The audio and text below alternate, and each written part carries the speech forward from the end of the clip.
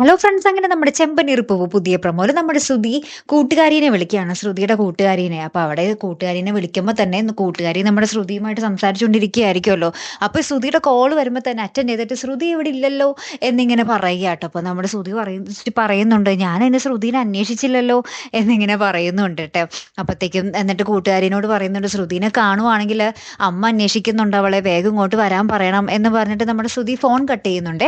അപ്പൊ ഇത് ശ്രുതി കേൾക്കുന്നുണ്ടാവും. കൂട്ടുകാരി സ്പീക്കറിലിട്ടായിരിക്കും സംസാരിച്ചിട്ടുണ്ടാവുക. അങ്ങനെ തന്നെ ശ്രുതി വീട്ടിലേക്ക് വരുന്നുണ്ട്. പിന്നെ ശ്രുതി വരുമ്പോ തന്നെ നമ്മുടെ ചന്ദ്രമതിയുടെ കാലിൽ വീണും സോറിയൊക്കെ പറയുന്നുണ്ട്.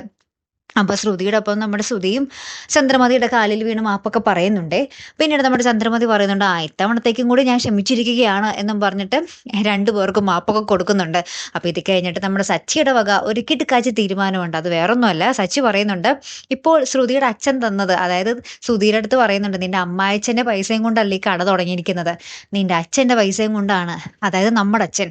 അതുകൊണ്ട് തന്നെ ഈ കട ഇനി മുതൽ അച്ഛൻ്റെതായിരിക്കും എന്ന് പറയുന്നുണ്ട്. അച്ഛനായിരിക്കും ഇതിന്റെ മുതലാളി എന്ന് പറയുകയാണ്. അപ്പൊ ഇത് കേൾക്കുമ്പോൾ തന്നെ നമ്മുടെ വർഷയ്ക്കും നമ്മുടെ രേവതിക്കും ഭയങ്കര സന്തോഷമാകെ. പക്ഷെ ശ്രുതിക്കും നമ്മുടെ ചന്ദ്രമതിക്കും അത് ചെറിയൊരു ഷോക്ക് തന്നെയാണ് കേട്ടോ.